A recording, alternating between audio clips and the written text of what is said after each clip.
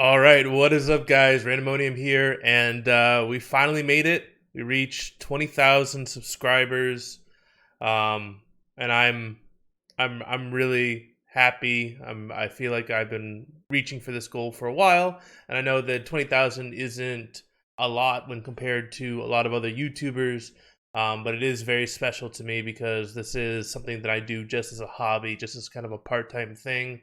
And to get to this level, to have 20,000 people who have subscribed to me, and I've had people who have been watching my videos for years, and just to get all this love and support is phenomenal.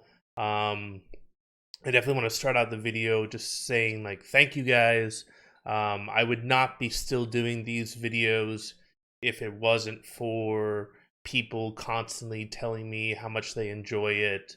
I definitely have had, a ton of drama in my life, lots of other competing things for my attention. There's a lot of stuff that I'm trying to do in my life, that, YouTube at times it has had to take a back seat, but I always try to come back to it because mainly because of you guys, because I get so much joy being able to try and help people and seeing people, like the light bulb turn on, people being like, oh, I get it now.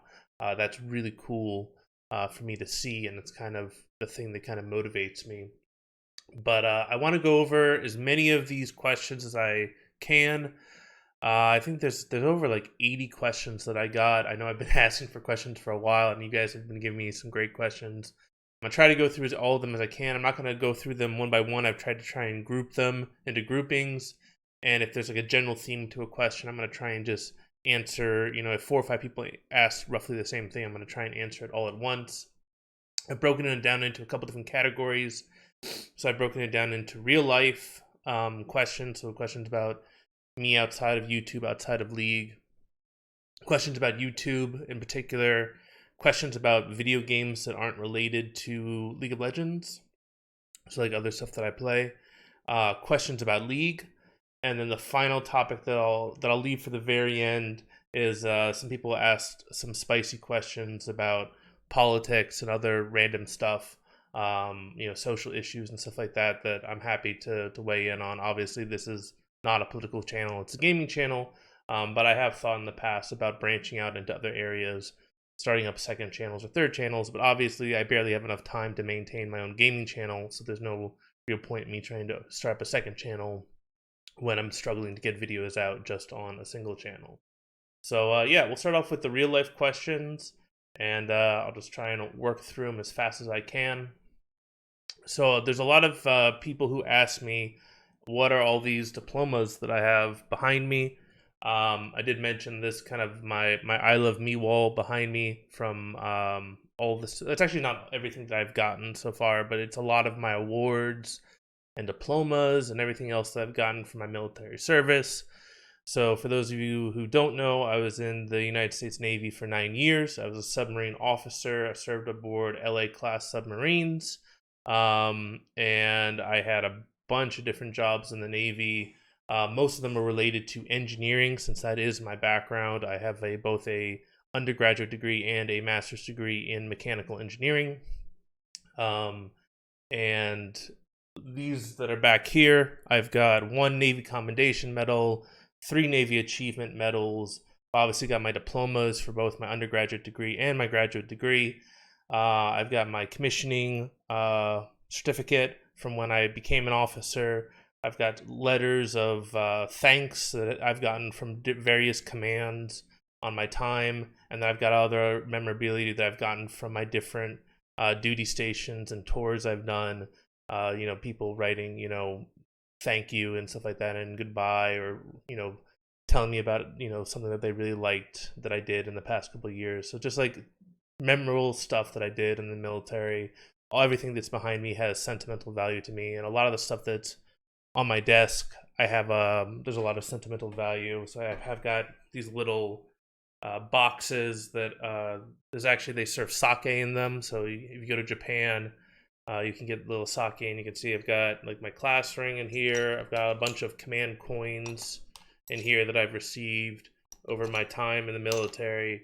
and it's all just kind of really cool to kind of look back on it, because the military was obviously difficult, a bit rough, but the people were really what made it memorable, and it's fun to kind of reflect on that, and I still laugh to this day about a lot of the stories that I have. So yeah, I'm very proud of all this stuff, and I put this up here to kind of show you guys, to kind of differentiate myself from a lot of other YouTubers, that I don't just do this. I've got a lot of other stuff that I've done in my past life, and I'm doing a lot of stuff in my current life that's outside of YouTube. And yeah, hopefully I can share a little bit more about it um, uh, through this AMA. Another big question that a lot of people asked me was, what type of music am I into? Do I play any instruments? Um, what is it, what does it mean, music in my life, things like that. And unfortunately, I don't play any musical instruments. I tried learning piano when I was younger. It didn't really go very well. um, and I love listening to music, but I'm very picky with music. So it's really hard for me to find stuff that I like. I tend to like stuff that has a lot of layering in it. I like things that kind of mix genres and styles a lot of times. So you got, rock mixed with rap, mixed with electronic, and classical, and all that stuff. I like seeing how people can build kind of things that you wouldn't think that would go together, but actually really go well together. To me, that's a sign of really good production value, and like a real musical genius. So yeah, I actually really like the League of Legends music. I listen to that all the time, actually, and I'm gonna try to release actually a playlist of my favorite League of Legends music that you guys can listen to. Typically, when I'm trying to write the scripts for my videos, I listen to League of Legends music because it gets me kind of in the League of Legends mood. But there's a lot of gaming scores that I really like listening to, music scores I really like listening to. And then as far as like when I'm like driving to work and stuff, I typically don't listen to music. I typically try to listen to podcasts or TED Talks or other type of informational things. I'm always trying to absorb like new information. So I like listening to a lot of educational podcasts and things like that. I'm always trying to learn and try to pick up like new tricks and stuff. So a lot of people also ask me about my job. So yeah, obviously YouTube is not a full-time thing for me. It does not pay the bills. I'll get into a little bit more into detail about how good or bad YouTube is with monetization and stuff like that. But my job right now is, I work for a defense contractor who that designs power electronics for nuclear submarines. So I'm one of the lead engineers for both Virginia class submarines and the new Columbia class submarine that's coming out. So I deal at things at the system level. So I'm kind of referred to as a systems engineer, and I basically figure out how our equipment will integrate with the rest of the ship, and I make sure that we meet all the needs that the Navy has for our equipment.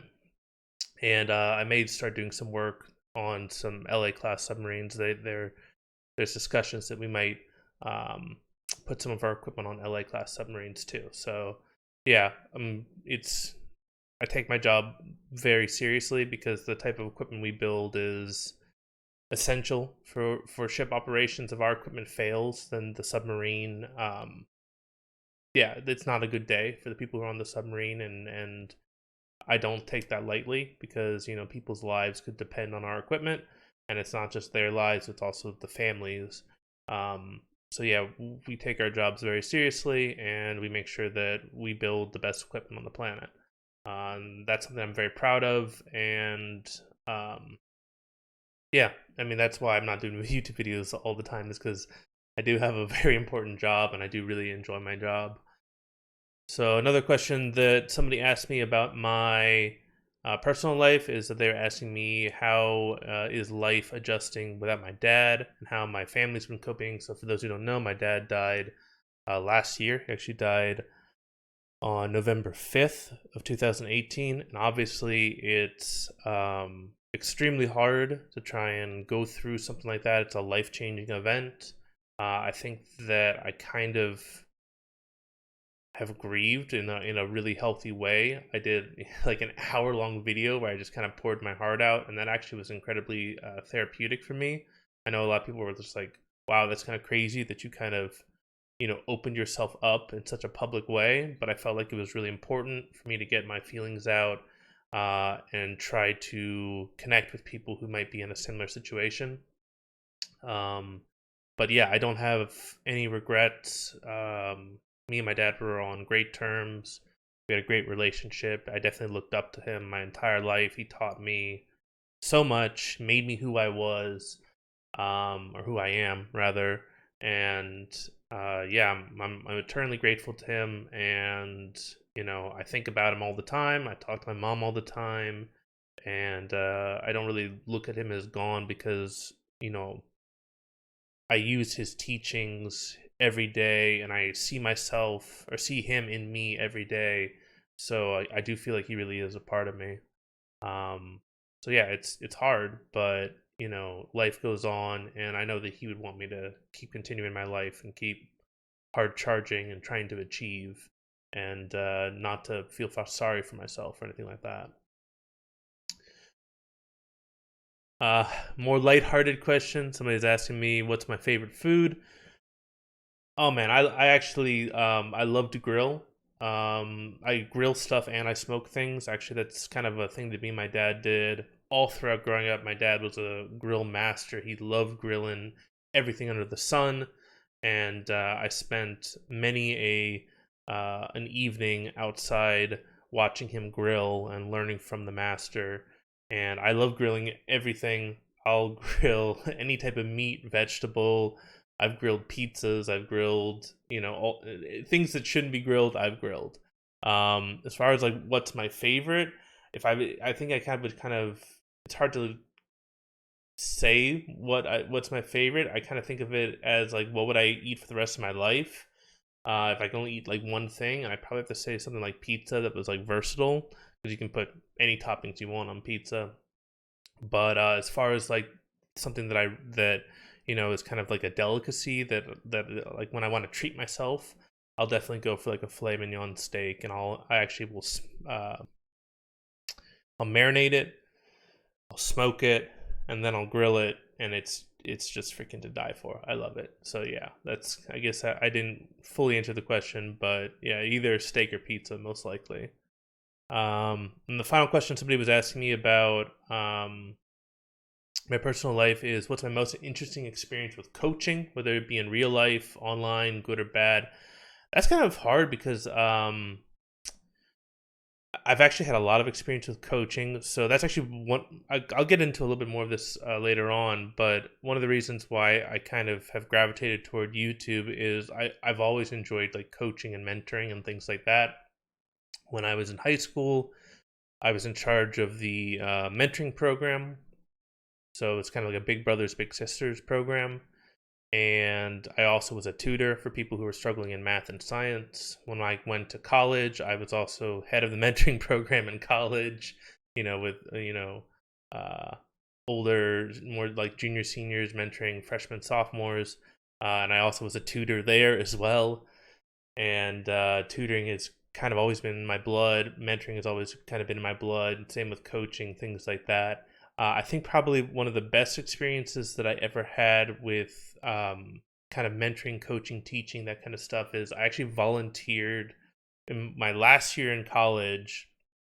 They wanted us to do community service, and I decided to volunteer for this.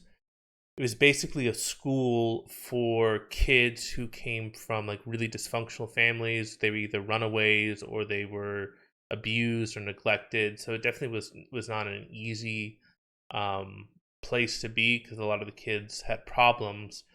Um, and I only had to do like 5 or 10 hours, but I actually enjoyed it so much that I spent the entire semester there. I put in like hundreds of hours, and was really sad is that they didn't have a single teacher there who had any type of background in mathematics or science. The closest person they had was somebody who had an accounting degree, and that lady was amazing, but she was they were forcing her to teach math and science, and she could do decently well with the math because she was an accountant, but with science she felt completely out of her element. So actually, she actually started having me teach the class because I had a much more rigorous background in science, and I was trying to teach the kids all sorts of um, stuff about space and the Hubble telescope and the space program, and we did things on like building car engines because a lot of people were interested in cars. And I talked about levers and pulleys and mechanical advantage and a lot of mechanical engineering type topics. And the kids really seemed to love it. And that kind of is, I still look really fondly back on that because it was really cool to see people um, whose lives were just so crappy, and yet they were still happy. They were still smiling. When you taught them something new, they still would like, you'd see them brighten up and like something. It was like opening a whole new world for them, and it was really cool to watch that happen. So yeah, I definitely would love to get back into that, volunteering, doing teaching, especially for people who have basically been completely neglected either by their parents or by society. I think that's really important, and there's a lot of people in the U.S. and pretty much anywhere that are kind of nobody's looking out for them. So yeah, those were all the real life questions. I'll go on to some of the YouTube questions, YouTube specific questions. First question somebody asked me about YouTube was, in your experience, what was the most difficult aspect of starting up a channel in such a huge creator space like YouTube? It's not really hard to start a channel. You just start it. Um, it's hard to actually stand out from all the noise. And I think that one of the things that has helped me stand out is I've spent a lot of time really trying to figure out what's my voice, what do I bring that I don't feel like anyone else brings. And I think that you have to say that it's like your personal experiences a lot of times. We've all have different experiences, and what we've gone through will shape how we view the world. And if you can channel that into something positive, then you can have a voice that no one else has, and you can create content that no one else does as well. In my background, obviously, military, engineering, highly logical, highly analytical, very math and science grounded.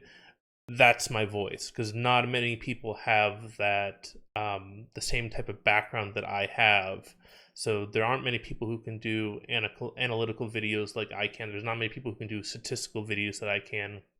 There's not many people who can look at a game like a science.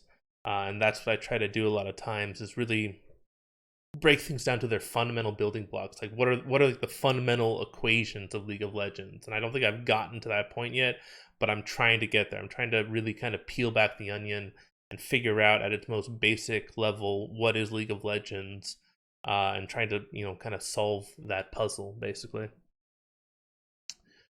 Um, Quite a few people ask me, how did I get into League and why did I start making YouTube videos? So how I got into League is actually kind of funny. Um, I used to be a really, really high level StarCraft 2 player.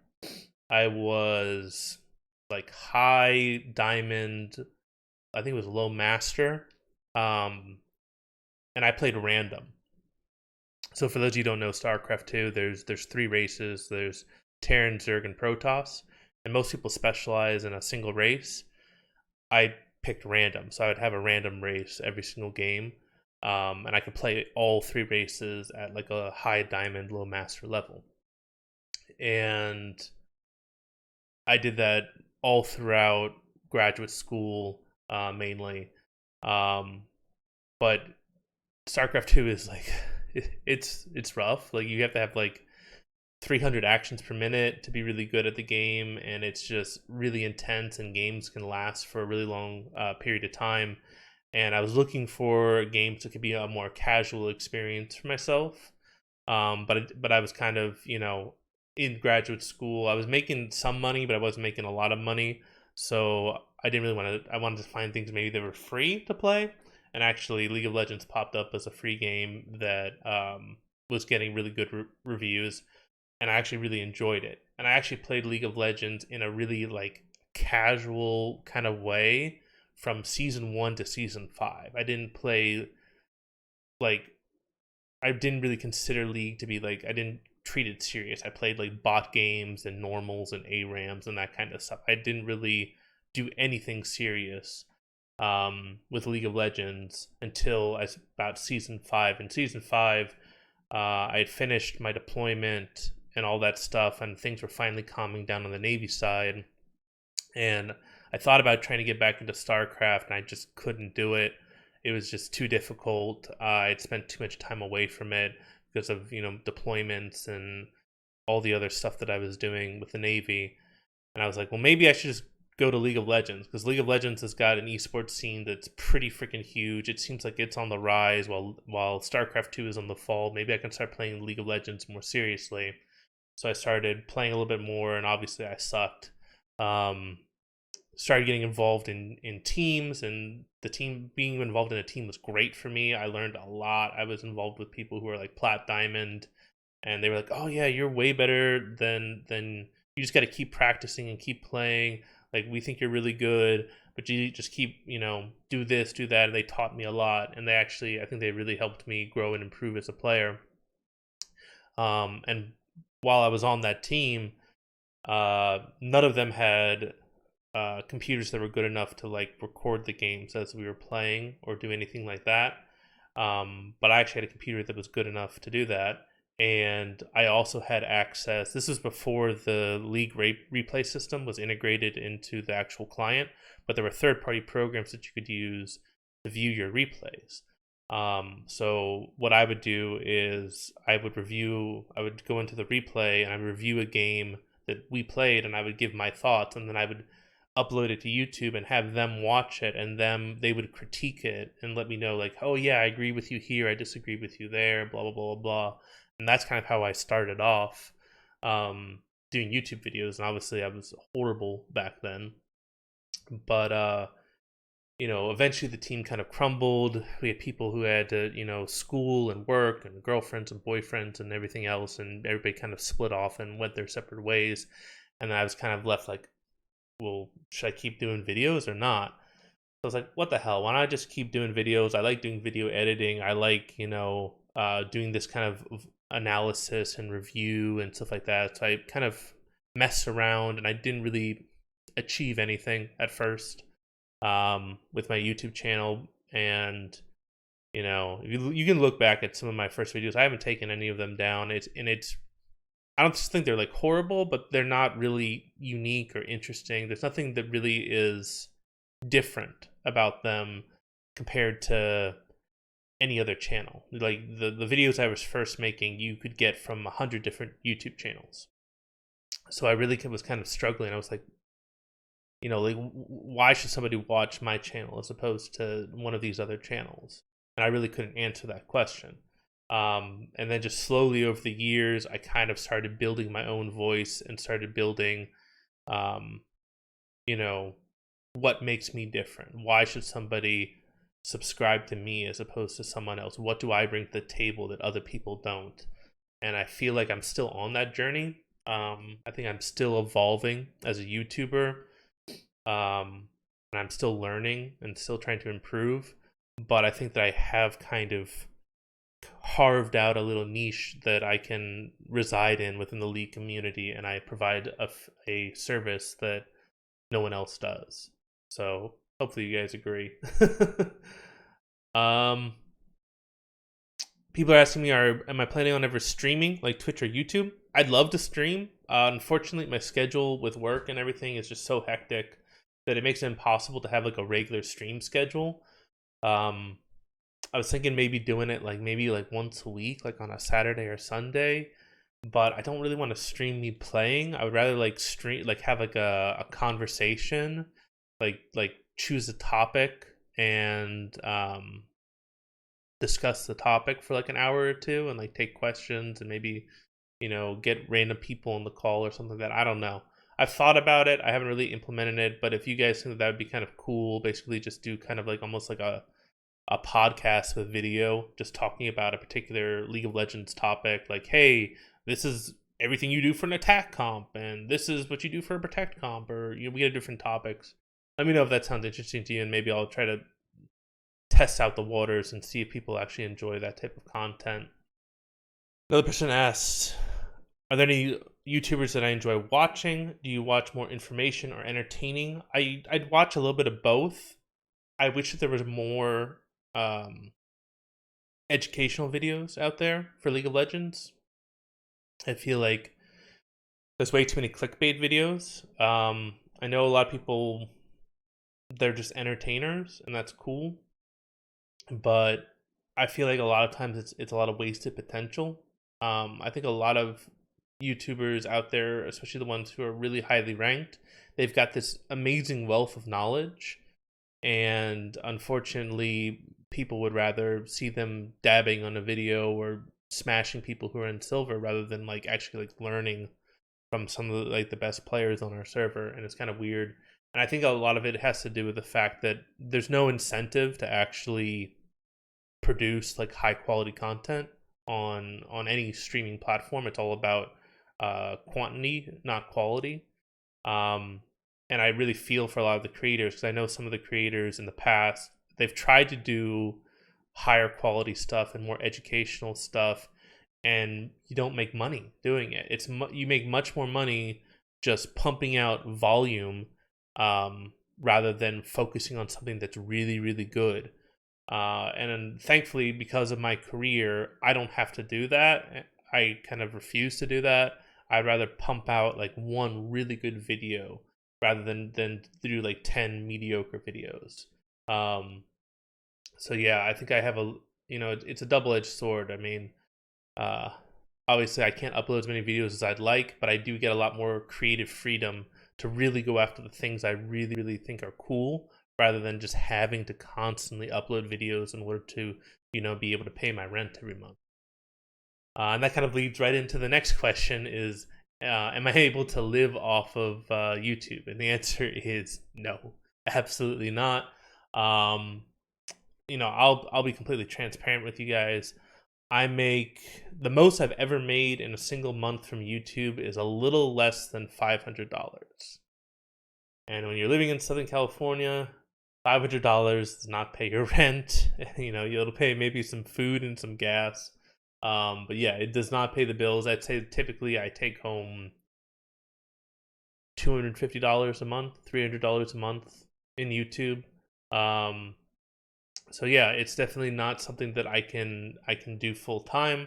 Maybe eventually it'll get there. Maybe if I get a bunch more subscribers and I get a bunch more patrons and people, it's near impossible to have a full-time career, especially with a lot of the changes that are going to go onto YouTube. If, for those of you guys who don't know, YouTube just lost a pretty major lawsuit, and it's going to probably affect monetization in 2020. So a lot of your YouTubers are going to take a pretty huge pay cut. So because of how volatile being a YouTuber is, it really doesn't. It's not worth going into full time unless you've got like a massive support network of people who are willing to, you know, basically donate to you on a regular basis. And I'm definitely not there yet. Hopefully, eventually, I can get to the point where I'm making, thousands of dollars a month, and I can maybe do this more as a full time job. But it's really hard when I really enjoy my job and I actually get paid a decent amount to do my job. Another person asked me, what are you going to do on your channel if you won't play League anymore? I don't know if I'm going to ever leave League. I think the only reason why I would leave League is if Riot did some really really stupid stuff, and I don't know. I don't want to speculate, but yeah, they'd have to do something pretty heinous for me to leave League of Legends. It's just, it's a fun game and they're constantly updating it. Um, if the League of Legends, channel died, then I might stop. I might move on to a different game, or I might even just completely change tack completely and start doing completely different videos. Maybe I'll do more educational videos on just random other topics. I definitely thought about doing educational videos on like engineering and nuclear power and military history and other random stuff. Um, yeah, but I'm not there yet. And yeah, the last one that a lot of people ask me is what motivates me to make these type of videos. especially ones that are like really in depth and analytical. People have been asking me like, "Hey, isn't it exhausting?" And yeah, it is. Like, it takes me. Sometimes I work on a video for months, um, and I never like, I know I'm always proud of what I put out, but I'm like, oh, I could have made that better. Like, I always have that, that voice in the back of my head, like, oh, I could have made this better. I could have done this better. And that's why you see me a lot of times, like, especially with like the Find Your Champion videos. Every year I go back and I make a new version of it, and it's not just because I want to include the new champions. It's because I want to try and push myself to make the video better every single time. And yeah, it is really time consuming, um but it's really enjoyable for me. Like, I'm really weird in the fact that I actually enjoy doing a lot of statistical analysis, and I enjoy kind of breaking down these really complex systems into simpler building blocks that people can understand. That is something that I get enjoyment out of. That's because, I guess, because I'm an engineer, and engineers love ripping stuff apart and figuring out how things work and then reassembling it again. And that's what I try to do a lot of times in my league videos. So another question that somebody asked was, I've been doing this for a while. What would I change or do differently if I started with the knowledge that I have today? I'm gonna kind of take this as also as kind of like, hey, what advice would I give to somebody who is starting out in YouTube now? And it would basically be, don't try to copy anyone else. Um, what's going to make you successful is finding out what your voice is, finding out what you bring to the League of Legends community or whatever community you want to make videos for. What makes you different? What makes you unique? What perspective that you have that nobody else has? Um, and you're not going to know at first. Like, and that's another thing, is that really big thing is just trying new stuff. Just like, keep trying stuff. Like, you will suck. Like, my first videos were bad, but everyone's first videos are bad. The only way you get better is to fail and fail and fail and fail and fail, and you just keep failing, and eventually you'll start failing less and less and less, and then eventually you'll hopefully start putting out stuff that's higher quality. Um, and that's just how it is. So failure is part of the learning process. It's kind of like, one of the things I love to do in my spare time is I love to do mixed martial arts. And one of the things that I always talk about is that a measure of a black belt isn't how many people he's tapped. It's a measure of how many times he's been tapped and has learned from those mistakes. And that's really kind of true for League of Legends too, is that every time you make a video, you're going to be like, oh crap, I did this wrong. Oh man, this could have been better. Oh, I wish I had done this differently. And then you just keep learning from those mistakes. And then eventually you've made so many mistakes and you've learned from so many mistakes that you actually start making decent content, hopefully. So yeah, if I was starting over, I would tell myself, hey, expect to fail, embrace the failure, learn from it, figure out what your voice is, figure out who you want to be, what figure do you want to be in this League of Legends community, what role do you want to fulfill, and constantly like strive for that, and constantly reassess and say, hey, is this really what I want? Is this, am I on the right path? That type of stuff, because it really is a journey. It's not something that happens overnight. Yeah, and the other advice I'd give to people starting out is, don't do it for the money. Do not do it for the money. This is not, I don't think this is something that I mean, maybe you get lucky and you make it big. But you really have to do this because it's what you want to do. It's what you feel like. It's something you enjoy, because it's going to be a long time before you make money, unless you're like some god's gift to League of Legends, or you just get really really lucky, or you've just got an amazing charismatic personality. It's probably going to take you years to build up a decent sized audience, and even then it might even take longer than that. Who knows? So yeah, don't go in for the money. Go in it for other reasons, whether it's you want to prove you're the best, or you want to create something that nobody's created before. Whatever your motivation is, it's got to be something more than just, hey, I want to get a paycheck at the end of the day.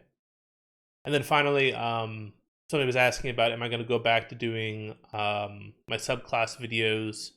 And yeah, I will go back to do that eventually. I did feel like this is kind of the whole thing about iterating on yourself and reflecting and learning from past mistakes. I felt like those subclass videos, while good, I'm not saying they're bad, I feel like they were missing something, and I could do them better. And I don't know what they're missing. I haven't been able to identify that yet, but I'm gonna keep trying to play with that in the background, and I'm working on different ways of doing those videos, and I'm testing out what I think I feel works. And if I find something that works, then I'll definitely go back to that type of series of videos. But I'm kind of obsessive compulsive a little bit sometimes, and kind of a perfectionist. I don't want to put out things that I don't like feel really strongly about. Like I need to really believe that I'm going down the right path with a certain video series, and I was kind of feeling like I wasn't doing that. That kind of clears up all the YouTube questions. I'm gonna get into the uh, video game related questions that aren't League of Legends. And then we'll get into the League of Legends related questions. So a lot of people have been asking me, what other games do I like to play? What's my gaming history? What are my favorite games outside of League of Legends? What else do I like to do outside of, just gaming in general, that type of stuff. So I think I've been a gamer since I was like a little kid. Um, I got a original Nintendo when I was like 5 or 6. I forget what it was, and from there I was kind of hooked. And I always kind of was decent at games. Just was something that I just had a natural affinity for. My parents were actually pretty supportive of it because they kind of identified that, hey, the future is going to be a lot more stuff like video games. Like people are going to be flying fighter jets with controllers and stuff. So they actually, as long as I got good grades and I was still, participating in sports and all that stuff, they were fine with me playing video games, which is pretty cool. So obviously I played a lot of the console games growing up. I think probably the first like major game that I fell in love with was original StarCraft.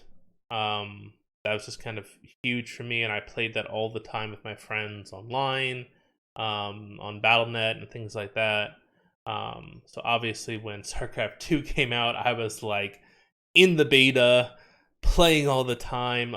Was there like at the store at midnight to buy Wings of Liberty when it came out. Was like on the ranked ladder all the freaking time. Ranked up every single. I was Diamond or Master and 1v1s, 2v2s, 3v3s, and 4v4s. Just like I was all in when StarCraft 2 came out, and that was kind of my obsession for at least a couple years. Then obviously when the Navy started picking up, couldn't really game at all. And then obviously when I came back, that's when I got really, really into League of Legends. And then nowadays, League of Legends is still my primary game. I do play Teamfight Tactics, but I also try to play some games that I can just play more casually. Uh, I'll probably buy a next game on Steam at least once a month, and I love playing action RPGs. I have played games like World of Warcraft and some other MMOs. I haven't really gotten into the really crazy ones like Eve or anything like that. I haven't done any of the ones that really kind of suck away like all your life. And I'm not a huge fan of MMOs unless it's like a more like RPG driven MMO. But yeah, I definitely love action RPGs, traditional RPGs. I love like the Baldur's Gate series and Neverwinter Nights and Planescape Torment and all those games. Um, and then I love strategy games, like obviously with StarCraft. Love strategy games, turn-based strategy games, real-time strategy games. Love all of that stuff. And I still to this day will play some strategy games in my spare time and action RPGs and dungeon crawlers and um, pretty much any game under the sun I'll play, and I'll drop $20 here and there, or $30, $40. I mainly play PC. I don't actually have a PlayStation 4 or an Xbox or anything like that. yeah, it's mainly everything I play is on PC, and I usually go through Steam, or I might find something on a Kickstarter or something that I want to invest in. As far as other things I like to do besides like video games, like I've already mentioned, I love mixed martial arts. Um, really passionate about movies. Um, a lot of like TV shows, Expanse, Game of Thrones before they ruined it, Westworld. I think Expanse is my favorite show right now, and actually it's really cool because one of my buddies is a producer on the show. He's also producing The Witcher, so I'm really excited for when The Witcher comes out. So yeah, I definitely love me some sci-fi and fantasy TV shows and movies. Obviously, I'm a huge Marvel nerd, DC nerd, um, fantasy nerd, all of that stuff. And yeah, besides that, married, try to get out and have fun with friends. But between the job and the YouTube channel and then all of the friends and family, there's not much else. There's not much more free time for me to do a lot of other things. Another person asked, do they think that my experience in the Navy makes me better at strategizing in League of Legends? And they did also ask, do I play World of Warcraft or Eve? I did play World of Warcraft. Haven't played it in years actually. Never got into Eve. I do think that military strategy does change how I approach things in League of Legends, but I think that also my background in StarCraft 2 really changes how I approach things in League of Legends, because a lot of people kind of forget that MOBAs came out of the real-time strategy genre of games. So even though you're not controlling like entire armies anymore, a lot of the principles that are present in real-time strategy games are also present in MOBAs. So there is that ability to kind of transfer a lot of those skills from one genre of games to the other. And yeah, I might actually make a video about that in the future, about how MOBAs kind of interact similar to strategy games. And that's pretty much all of the questions that I got asked for things that were not league related. So now we'll get into the largest section, which are league related questions, and then I'll finish off with the spicy questions. So yeah, the ones that are a little bit more political or a little bit more contentious. First question that's league related. How do you characterize champions for your class guide videos? Since you've mentioned several times that champion classes are a spectrum and many champs can fall into more than one category. I wouldn't say that champions can fall into more than one category. I would say that the lines of where one class ends and another class begins can sometimes be blurry, but I do try to develop concrete ideas for who belongs in what class, and I typically base it off of their kit. Do they have a mobility ability? If they do, is it a movement speed buff? Is it a dash? Is it a blink? Does it have terrain scaling? Do they have some type of defensive ability? If so, is it something that's like simple, like a heal or a shield? Or is it something that negates damage or is damage reduction? Do they have more single target abilities? Do they have more AoE abilities? Is it point and click? Is it skill shot, long range, short range? All of these things you have to take into account when you're trying to figure out what makes a class. I talk about it a lot more in detail in the Find Your Champion videos, like how I draw those delineations. But it took a lot of time, and it's still evolving. I definitely don't think that I've come up with a perfect system yet. But I've got something that works. It's at least an 80% solution. That's like what we usually talk about in engineering. It's like, hey, do you have at least an 80% solution? And I do think I'm at that point where I've got a solution that works in the vast majority of cases. There might be a few fringe cases where like, I don't know where this champion belongs. But for the most part, the system I've come up with, I think, describes the champions pretty well. So next question, somebody asked me about the fantasy LCS. So yeah, I'm really hoping that they do bring back fantasy LCS. They've promised and promised and promised that they will be bringing back fantasy LCS. I don't know if I believe them, to be honest. They did announce that they were going to have that LoL esports manager, but it looks like that may be more like just a cash grab or a gotcha game. I'm hoping not. I'm hoping it's like actually like an actual manager game that we can play. And I'm hoping that they're not just like shelving fantasy LCS and like the new fantasy LCS is this manager game when it's not. It's nothing like fantasy LCS. So yeah, I'm hoping they bring back fantasy LCS. As far as like the changes, um, one of the things that really sucks is that you've only got, you know, a few spots available, and you have no idea who's going to start. Like teams will just randomly pull in people, like new players all the time, and it makes it feel like it's not skill based, it's luck based more.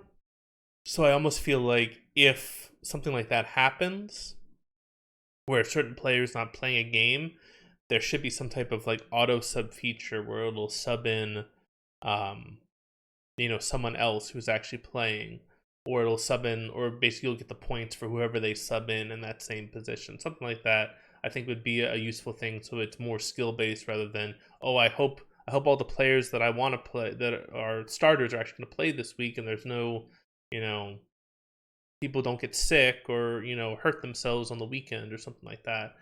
Um, because like while that is present in other fantasy type games like fantasy football and fantasy basketball and all that stuff like that, there's a lot more reporting when players are injured, so you can make those adjustments.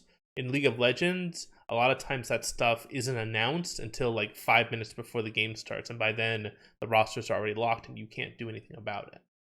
I would also like to see some changes as far as like game modes or game types. Like there's a lot of betting sites that do like weekly things, or they have different game modes where you only have a certain amount of money. And you have to choose the right players, and each player has a certain dollar value.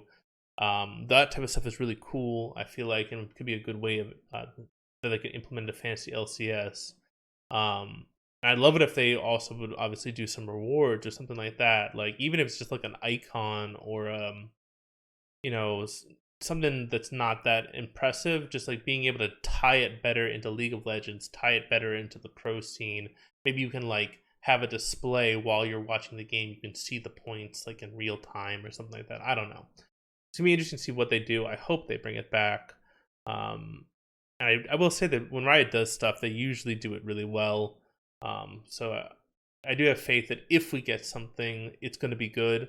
I'm just worried that we're not going to get anything, and they're just going to say, nope, we couldn't find a good solution. Therefore, we're just going to completely retire the product. Another question somebody asked me is how do you think we could better balance noob stopping champions like Master Yi or Annie? You can't really. There's always going to be champions that are just really good at low elo, and that's not necessarily a bad thing. It's one of those type of things where there's got to be, you can't just have every champion be like incredibly mechanically skill intensive, because then it just makes the skill floor to get into the game like super high. Like there should be beginner champions. The problem is like, can you actually scale those champions so that they're decent at lower elos and they're also viable at the competitive level? And a lot of times that's very hard. I do think that Riot's getting a little bit better at making champions kind of intuitive and easier to play, but also can be scaled to really high elos. Like for example, like Jarvan. Like Jarvan, like you can play Jarvan in bronze or iron. Like he's good in those elos, but he's also played on a regular basis at the professional level because of what he provides to a team composition. So that'd be like an example, I'd say, of a champion that has aged really well and is also really well balanced across the entire player spectrum. A lot of people have been asking me about other random champions, Aurelion Sol, a bunch of other, less played champions, Kane and Nico and all that stuff. In general, like there aren't that many champions that I don't like. Like most of the champions, I'm like, hey, that's a pretty cool champion. The problem is that I'm not good with all the champions, and Aurelion Sol, for example, is one of them. I'm pretty bad at Aurelion Sol, and I know that a lot of people don't like how he was reworked. So I'm wondering if they're going to make some more changes to him. I think the most interesting thing about him, obviously, is the stars that are going around him, and I feel like that should be where a lot of his power budget is him controlling those stars.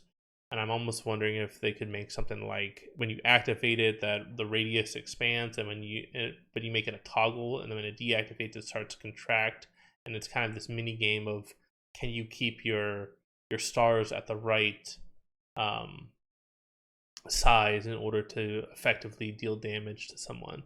But that might be a little bit too broken because if you make it so that the stars can move too quickly, then you can pretty much always keep the stars on top of somebody. So there's potential balance issues even with that. Got people asking me about the Golden Spatula Club or the AERF event. I mean, I like ARAMs, I like AERF, I like ERF, I like all the other game modes. I still am gonna play a lot more just standard normal Summoner's Rift. So I don't feel particularly strongly one way or the other about game modes. They're fun. I really like Nexus Blitz. I hope they bring it back. Yeah, but I mean, it's obviously not gonna be my main focus. It's more of just like when I want to have a casual game, I'll play one of those game modes. Another question somebody asked me is in the guide for the marksman video, you said you had a lot of experience with the bot lane and you knew all the marksmen pretty well. What marksman did you enjoy the most and why? And did you have any matches where you tend to lose lane despite knowing how to deal with them? So when I played marksman, the 3 marksmen I typically played were Misfortune, Caitlyn, and Tristana. But I did have like a decent amount of experience on like Ashe, Jinx, Lucian. Was never really that good with a lot of the really mechanical champions, so I didn't play Kalista, I didn't play Vayne, didn't play Draven. So yeah, I tried to stay more towards like the champions that you could pick up pretty easily. And I think like Caitlyn, Tristana are like really good for new AD carries to pick up just because they're a little bit safer. They've got decent ranges, things like that. And the Misfortune is just awesome because we're ultimate. I love playing wombo combo compositions, so Misfortune was kind of like an easy choice for me when I was playing AD carry for a while. As far as like matchups that I tend to lose despite knowing how to deal with them, in general, I think I didn't really struggle too much. I think the matchup I hated the most was probably playing like into a Caitlyn. Like Caitlyn is just normally super oppressive in the early game.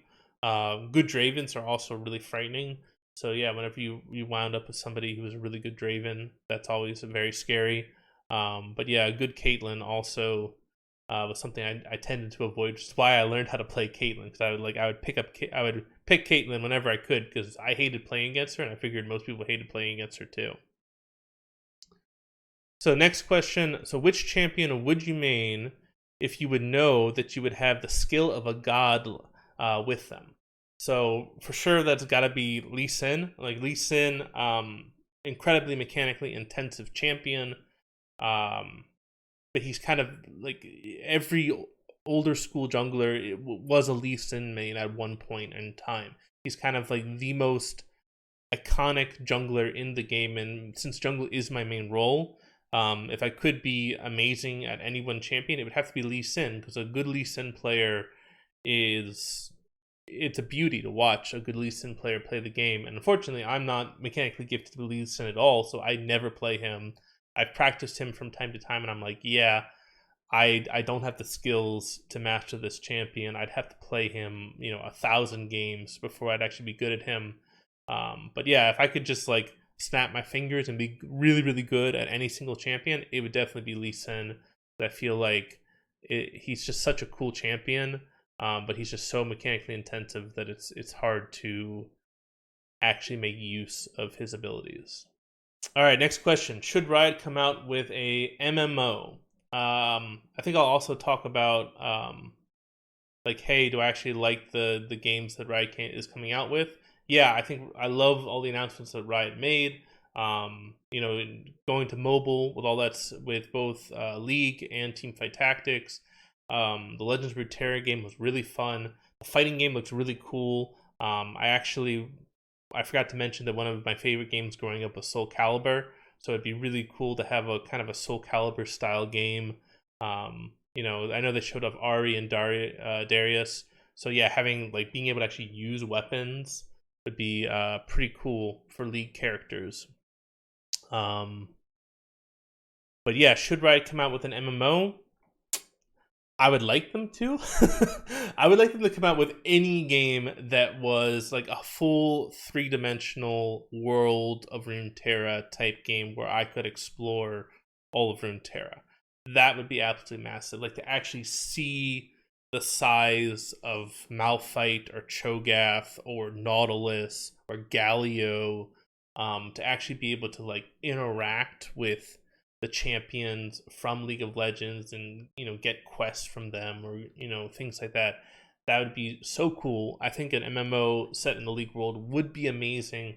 The problem is that MMOs are just so time intensive, not just for the players, but also for the actual developer.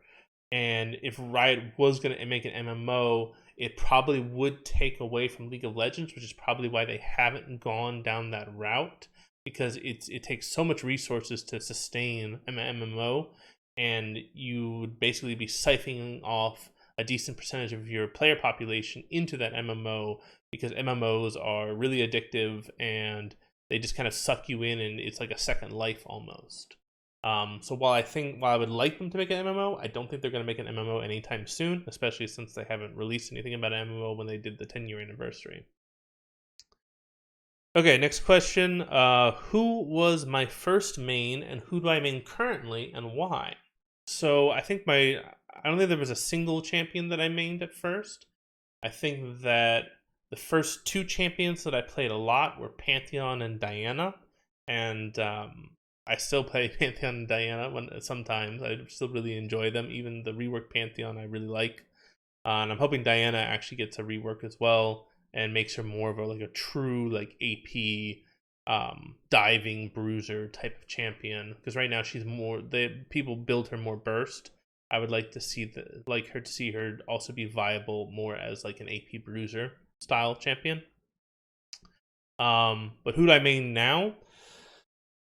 Jungler obviously still, and I think Warwick is probably my most played, but like I play a lot of diving junglers and tank junglers. So I'll play Warwick, Jarvan, Vi, Xin Zhao, Amumu.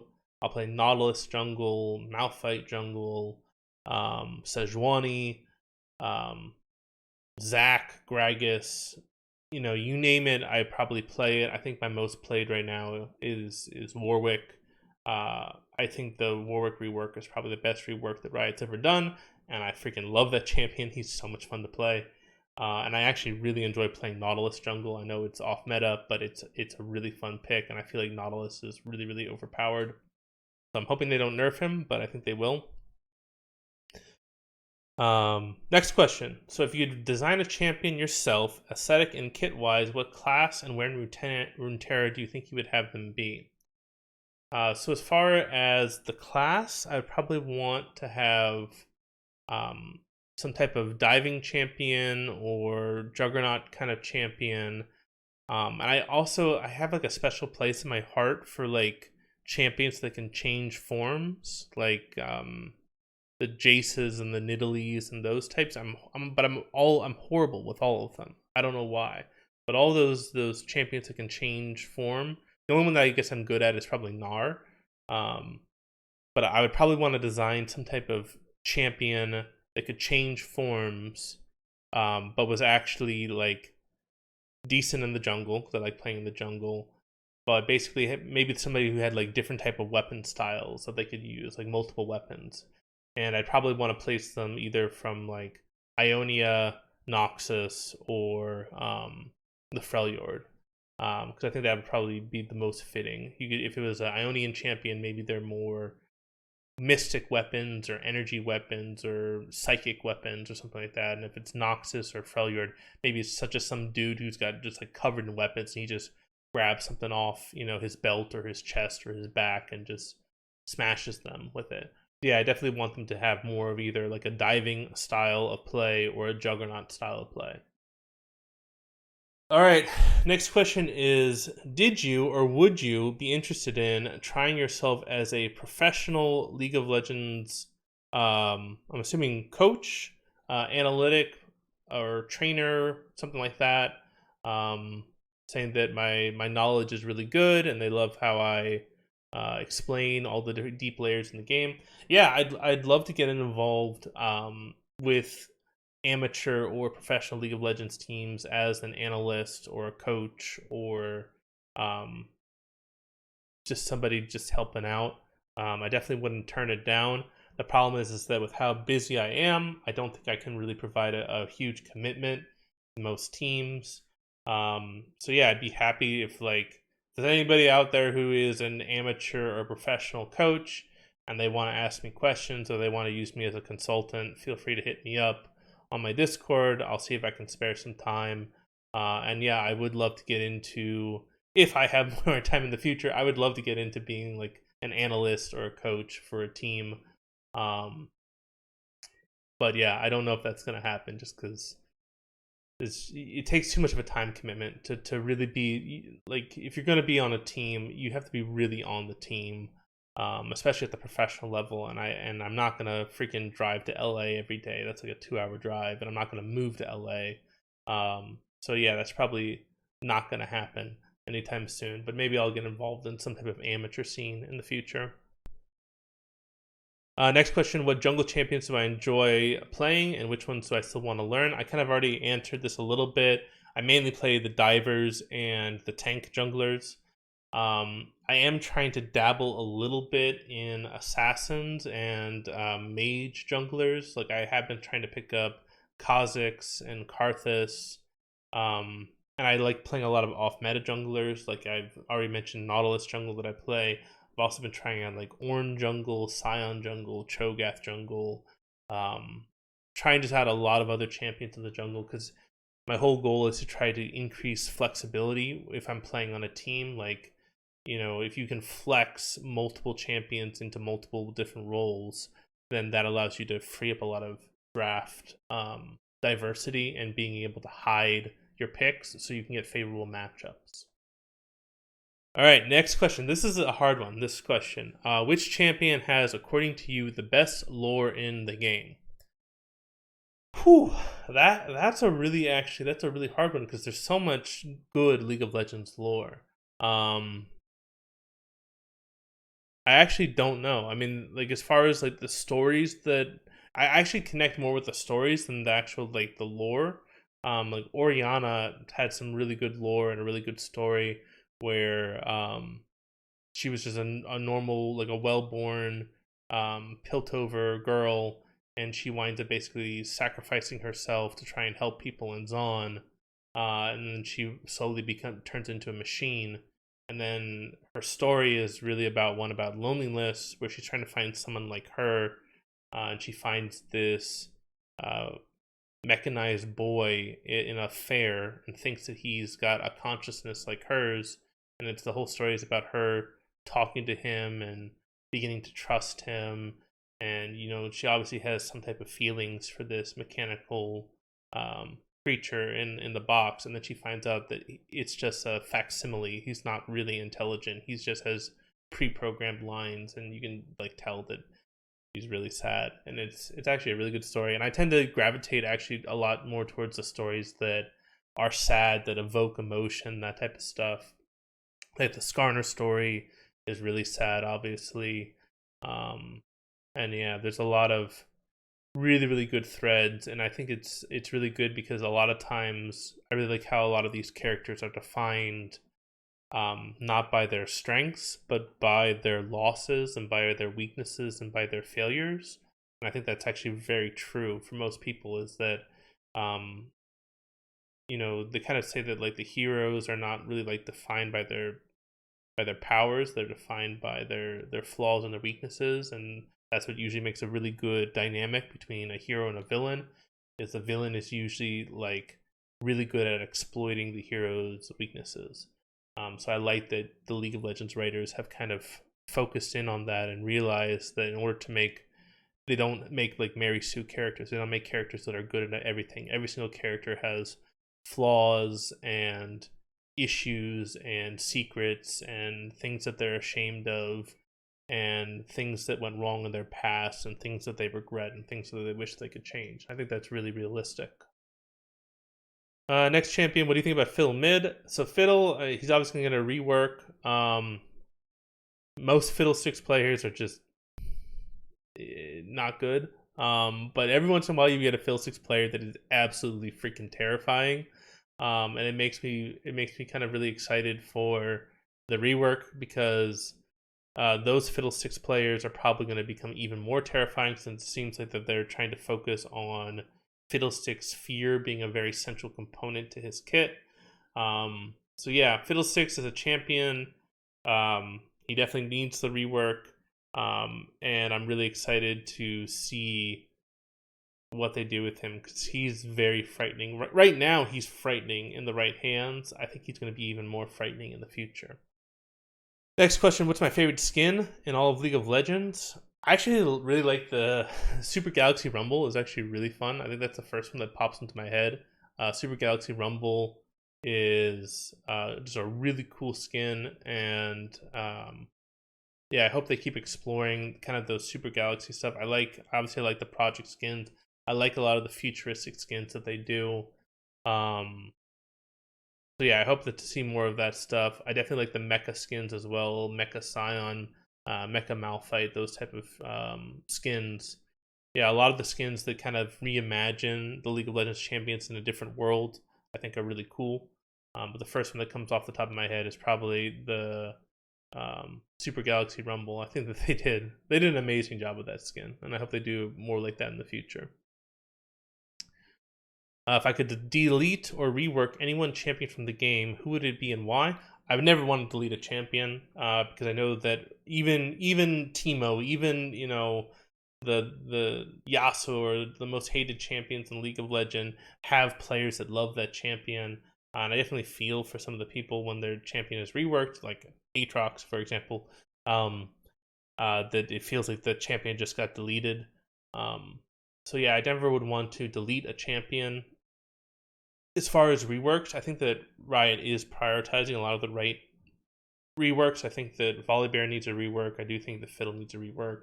I definitely could see. I think that they definitely might have missed the mark with Shyvana. It'd be interesting to see if they can capture that kind of becoming the dragon more with Shyvana. I think, what was the other one? Mundo that they mentioned. I think he could definitely go for a rework. Wukong is another one that could that needs a rework. Diana, I think, could deserve a rework. A lot of the older champions could potentially use a rework. Obviously, the one that I want the most is Diana because I've been playing Diana for years, and she's one of my favorite champions of all time, and I really want her to be a jungler. But right now, like it's really hard to jungle her effectively because she doesn't get her gap closer until level 6. So I'd love it if they reworked her kit so that she had a gap closer before level 6, so I could take her into the jungle and start having a lot more fun with her. All right, next question. What inspired me to join the League of Legends partner program, and was I happy when they accepted me? I mean, when I heard that they were going to do the partner program, it was kind of like, why wouldn't I want to join this? It was like there was no disadvantages to joining the LPP, and it seemed like a really cool idea. So I definitely I applied the second I saw it. And I knew that I was going to get accepted because I did meet all the requirements. They didn't make it arbitrary. They made it very clear like what you needed in order to get approved. So I felt pretty confident that they were going to make me a partner, and I definitely was happy when they did. And I am really excited to work more with Riot in the future, and I hope that I'll actually get to go up to Riot headquarters and actually participate in some stuff because I am only about 2 hours driving distance away, so I could join them for reviewing a champion or playtesting something if they wanted me to. All right, next question. How did I find my main champion or role? What did it take? So I don't think I have found my main champion, and right now I am a jungler, and that's the role I gravitate the most towards, but I'm not sure if that actually is my main role or the role that I'm going to stick with forever. I find pros and cons to every single role in the game, and I can play every role in the game at a somewhat competent level. And there's a lot of I play a lot of champions, and I'd like to do a lot of crazy stuff and off meta stuff. Um, and I have a lot of fun with it. And I don't think I would ever limit myself to one champion. That said, as far as like junglers, like I've already said, I mainly go for those really hardcore diving junglers, or I go for those tank junglers. So yeah, like Warwicks, Jarvans, and Muumuus, Zac, Sejuani, Xin Zhao, Vi, those type of champions are the ones that I tend to gravitate towards the most. Next question. A couple people who are new to the game are asking me like, "Hey, I'm really interested in League of Legends. I don't know how to get better. How do I get better?" Um, I think that I'll probably give an answer that a lot of people will find controversial. I actually really enjoy watching people who are better than me, and I also will watch the pros. A lot of people like say like, "Oh, pro play is so different from solo queue," but you can still learn a lot from the pros. And the way that I usually approach things when I'm watching a really high elo player play, or I'm watching a pro play, is I'm constantly thinking in my head, "Okay, what would I do right now if I was in this game?" I'm just constantly asking myself, "What would I do? What would I do here? What would I do here? What would I do here?" And then I see what they do. And if they do the same thing as me, I say, "Oh, okay, cool. They did the same thing as me." And if they do something different, then I'm like, "Whoa, okay, they did something different. Why did they do something different there? Um, why was that choice better than the choice that I had in my head?" And I try to think about it, and I see like, oh, hey, they went here and they were able to execute a gank, and that allowed them to burn the flash, and then oh, they didn't even have to give up any jungle camps.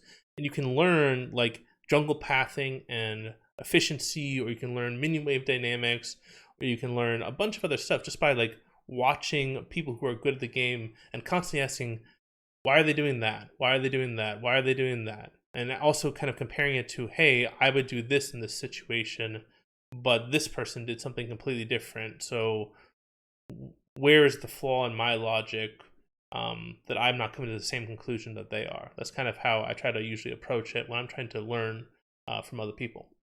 What is one champion that you would like to see an existing skin line be extended to? Hmm, that's a tough one.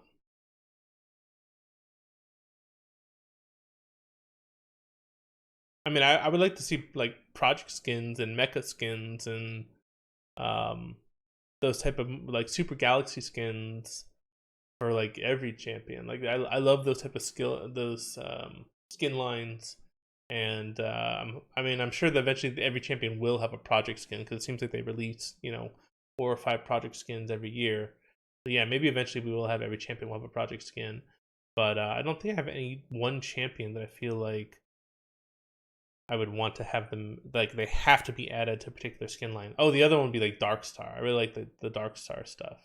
I also tend to like a lot of like elemental skins, like fire skins and ice skins, stuff like that.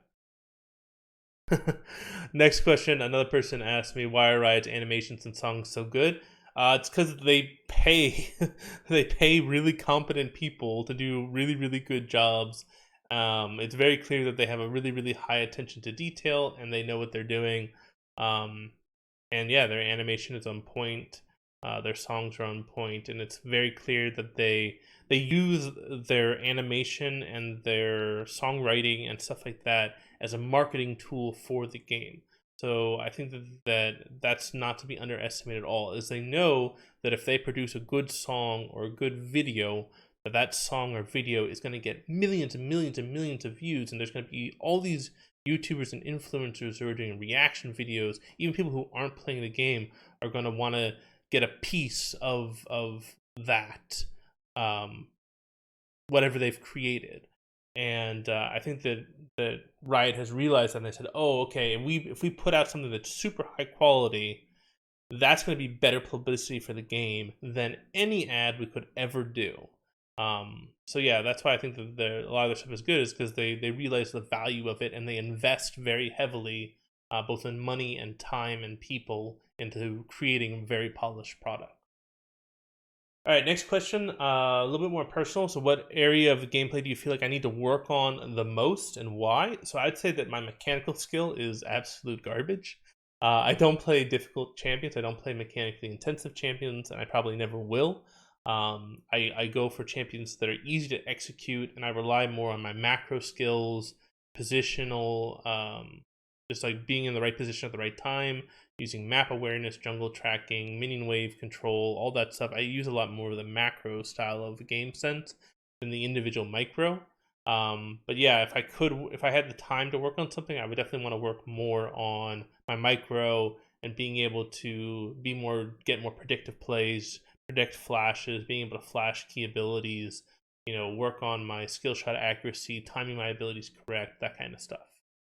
All right, next question. As a Jax main, this guy was wondering about what I thought about Jax's future. I don't think they're going to probably change Jax too much. I think that he's in a decent spot as far as a gameplay perspective. I could see them potentially updating his model, especially with it seems like his model in Wild Rift is like way better than the model that he has in actual League of Legends. So I'd be curious to see if they actually take the Wild Rift models and import them back into League of Legends. But yeah, I don't think they're going to change Jax too much. I think that he's one of those champions that's actually aged pretty well, and he's got a very iconic kit, and he has a very well defined role within League of Legends. Next question. They're asking me how does my team train? Do we do flex games, set team comps, all that stuff? How do we establish communication? How do we organize all of that stuff? That's a really hard question to answer. I don't think I have the answer really. I'm still learning what works and what doesn't, and it really depends on what people you have on your team. In general, I approach things from I like to plan a lot. A lot of people don't like to plan as much as I do, so I sometimes butt heads with people. Where I'm like really obsessive compulsive about planning, and I want to plan out all these different strategies and drafts and stuff like that. And some people love that, and some people hate it. So you want to find people who kind of match your style as far as how involved you want to get into um, the game, and you also want to try and find people who you work with decently well as far as is everybody really aggressive? Is everybody really passive? Do people like to play more for early game, late game? You can have a balance, but you need to make sure that whatever you have like one voice at the end of it. You might say, okay, hey, our mid laner is going to be our aggro person, and our jungler is going to focus pressure on mid lane, and then that guy's going to play super aggro. He's going to try to snowball, and then he's going to try and take his lead to other lanes, or whatever strategy you come up with. As far as the actual practice, I usually try to come up with team compositions based off of player feedback on what champions they want to play, what champions they think they're good at, what champions they think are strong in the meta. We'll play whatever we can, whether it's flex or norms or scrims or whatever. And it's really a lot of times just practice makes perfect. And the hardest thing I would say is the communication part of things. I think that you're going to struggle a lot with that because you have to make split-second decisions all the time, and people aren't going to always agree. But the problem is that you don't have time to really argue about it. A lot of times, like making a okay decision quickly is better than making a great decision slowly. A lot of times, and that's a little bit hard for people to grasp. So a lot of times, you just have to kind of like have faith and trust in whoever your shot caller is. And if they lead you astray and he wind up getting aced or it winds up being a bad call, then the shot caller just has to say, hey man, guys, my bad. That was a bad call. I'll learn from that mistake. And you just have to, forgive and forget type of thing. But the worst thing you can do is if your shot caller makes a call and you don't follow up on the call, because then it's like you have no idea of knowing whether or not the shot call was a good one or not, because you basically were you didn't do anything. You were paralyzed by analysis, basically. Next question. What is the most frustrating or overpowered ability on a champion, excluding R? For me, it is polymorph. It's really annoying. I would say polymorph is really annoying and it is really overpowered. I think some of the other ones that probably are really despised by a lot of people would be Yasuo Windwall, Zoe Sleepy Trouble Bubble, Morgana Q because it lasts so long, Blitzcrank Hook. Yeah, I'd say Yasuo Windwall, the polymorph, or Sleepy Trouble Bubble are probably like the top three for me that they're coming off like right off the top of my head. Would be the ones that are probably the most frustrating, or the ones that have a lot of really good usefulness or can really be like game changing. What do you think, excluding Yasuo like characters, are the most hated characters to go against that don't actually do much? I should say like a lot of the split pushing champions. Like most people don't know how to split push effectively. So you run up into a lot of people who are split pushers. And you're like, God damn it, split pushers, they're just gonna, kick my ass this entire laning phase, and I'm not gonna be able to do anything the entire game. But they wind up still losing because they don't group, and then their team tries to fight in a 4v5, and they wind up not being able to carry the game. So I'd say that a lot of times split pushers, despite how powerful they are, people don't know how to play around them. Either the split pusher doesn't know how to split push, or the rest of the team doesn't know how to deal with a split pusher on their team, and they wind up not influencing the map the way that they probably could if people had better knowledge of the game. All right, next question. What do you think is the best counter to a super heavy attack team composition, something like Malphite, Vi, Azir, Jinx, Leona? Well, actually, I would say that Azir and Jinx, they're more common in protect compositions, but the Malphite, Vi, Leona definitely looks like a very heavy attack composition style of play. And the big thing with attack compositions is that they rely a lot on AoE abilities, and they rely a lot on their ultimates. So if you can fight in open enough areas that the AoE ultimates only hit one or two people, preferably like the front line, then a lot of the power of a team fight or attack comp are those ultimates. So if they wind up wasting their ultimates on non-priority targets, or they wind up wasting their ultimates only hitting like one person, like if Malphite ult comes in and only hits one person, a lot of times that's not worth, and you can really punish them, especially when their ultimates are on cooldown. The other thing you can do with a lot of the attack compositions is you can play around vision, and basically you can like threaten for picks before they're able to basically execute their wombo. Because in order to execute the wombo, you have to basically coordinate and say, okay, we've got vision. That's where the enemy team is. We're gonna go in. We're gonna all ult the same area of the map. And if you basically pick them while they're rotating to try and set up for that team fight, they basically can never get off the ground, basically. So yeah, there's two options. Either, obviously, attack compositions are weak into catch and protect. They're weak into catch because the catch composition can catch them before they can start the team fight, and they're weak against protect because protect is really good at spreading out, disengaging, keeping people alive through crowd control, all that stuff. And then traditionally they have more damage and more tankiness because a lot of the power in attack compositions is in their mobility spells and in their ultimates. All right, next question. Despite having a 52% win rate in support and 53% win rate in mid lane, Zilean is not a very popular champion.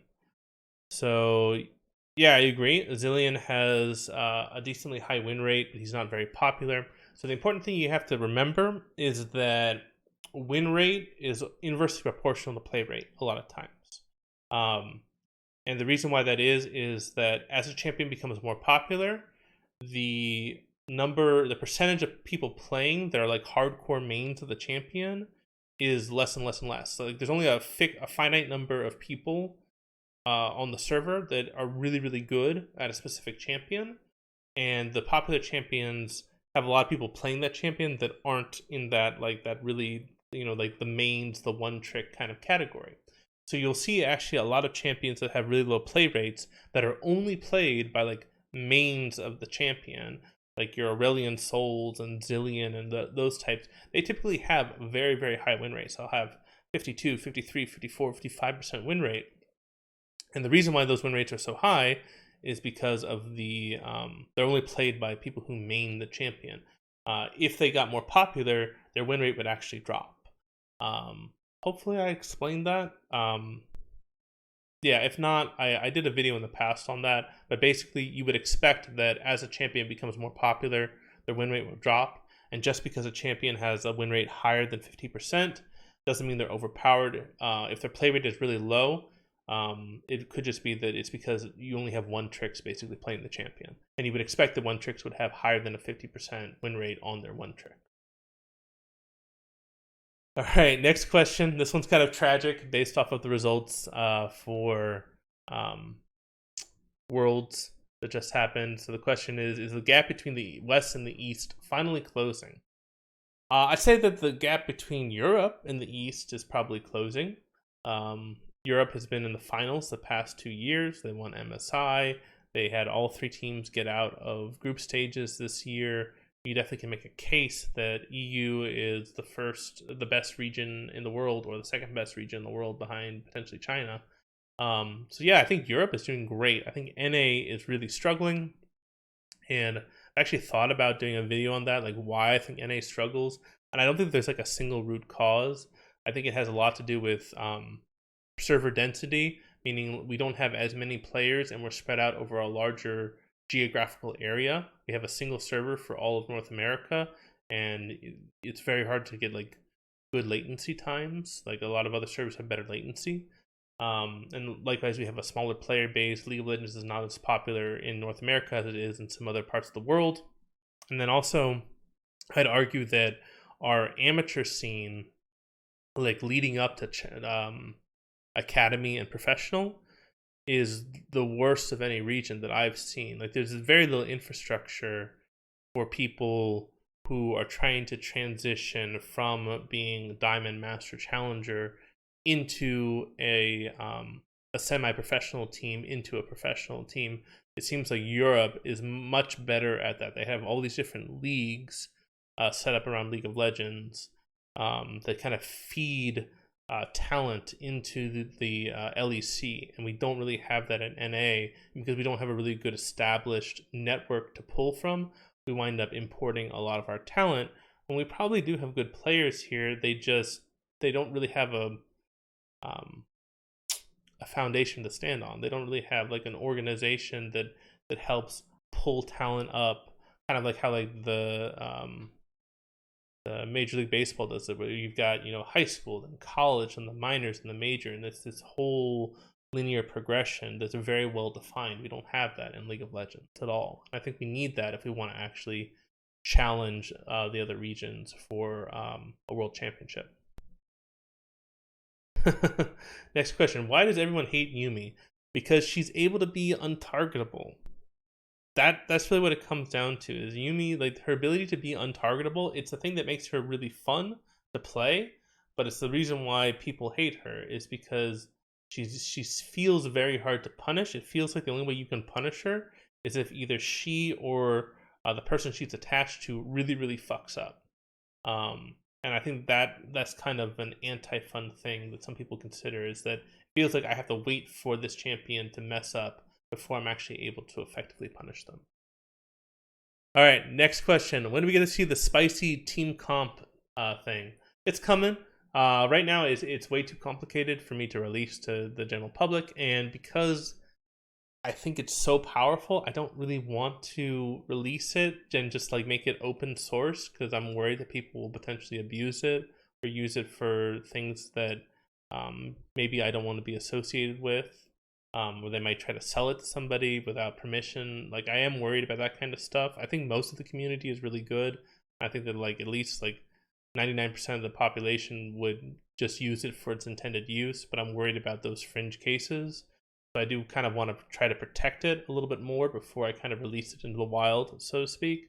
I did kind of, because when I released that, the how to find your champion tool onto a Google sheet, that was an absolute nightmare. That was an absolute disaster, and that was I did that purposely just to test the waters to see what happened if I released something out there that people could mess with.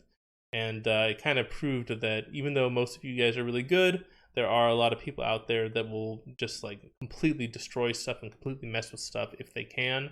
And that made me a little bit more cautious and conservative when it comes to releasing this team composition tool. Okay, next question. Should I be prioritize banning the better champs or the ones I personally don't like playing against? Unless a champion is like ridiculously overtuned on a particular patch, like they have like really high play rates and really high win rates. In general, I would say ban the champions that you don't like playing against. Like if there's a particular champion that you feel like counters most of the champions in your champion pool, I would just get rid of that ban most of the time. Right now, I think I typically ban Shaco because I think he's really strong post rework. And I also don't like playing against him because he's very good at just like slowing you down and wasting your time and that type of stuff.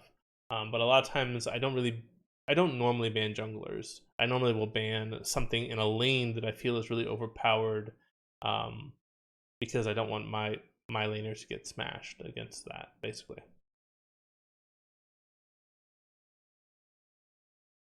All right, next question is kind of similar. What's the best way to counter a champ that counters you? The best way is to frustrate your opponent. So if the person you're playing against knows that he's in a counter matchup, he's going to expect to win that counter matchup. So if you're able to go even with him, if you're able to play passive and not give him any chance to kind of punish you or all in you, and you can stay even on CS, then he will start actually feeling the pressure because he's like, wait a second, I'm in a counter matchup. I should be winning this, but I'm only going even. So typically most players will get more aggressive when that happens. They're like, I should be winning.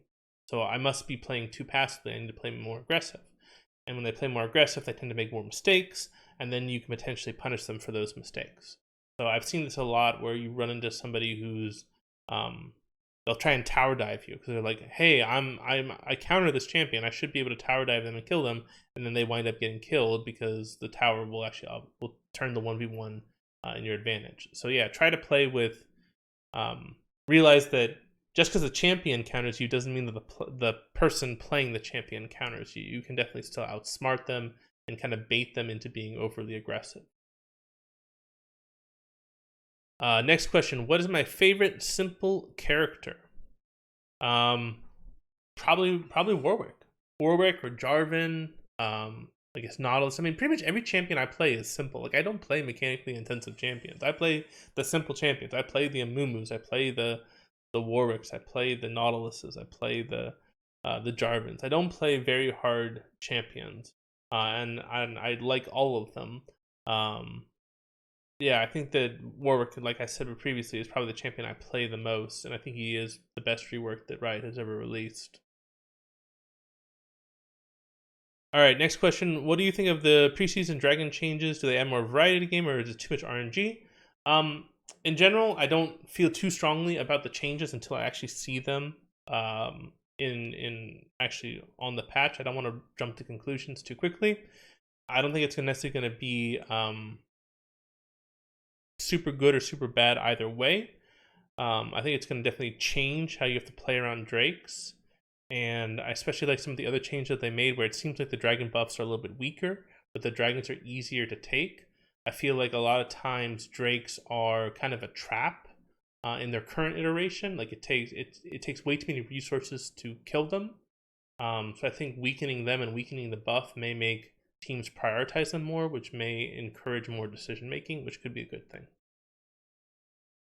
All right, next question. What do I think about bruisers and other champions like Darius? And he says that I feel like top is the role that Riot cares the least about, but top laners always find a way to be in the meta one way or the other. And he has a second question asking, do I like the new games that Riot has announced? So as far as bruisers, I think the bruisers are always going to be viable. I think that obviously they're always going to be played in top lane and jungle, particularly. I do feel like the top lane has been a bit neglected, but I do think the changes to solo experience are going to change that, and also the changes to having a second spawn of Rift Herald if we take it soon enough will make top lane more impactful. Might allow us to get a little bit away from the teleport meta a little bit more. But yeah, I like bruisers, I like juggernauts, I like divers, I like tanks. I like those melee beefy champions. But I do abuse some ranged top laners. If I get autofilled top, I play Gnar. And I definitely know how to play some other ranged top laners if I need to in a pinch. But yeah, I don't dislike those type of bruiser type champions. Those are typically the type of champions I play. Okay, and the last one also relating to top lane. What are my thoughts on the current top lane meta? Getting really annoyed by the huge amount of ranged top laners, Kayle, Teemo, Kennen, AD carries, things like that. So I definitely think that top lane is more bruiser focused and more tank focused and things like that. That said, I do think that ranged top laners should have a place in top lane. I feel like there should be some way that you can make it have more trade-offs. I feel like Kleptomancy really kind of skewed the top lane meta this season.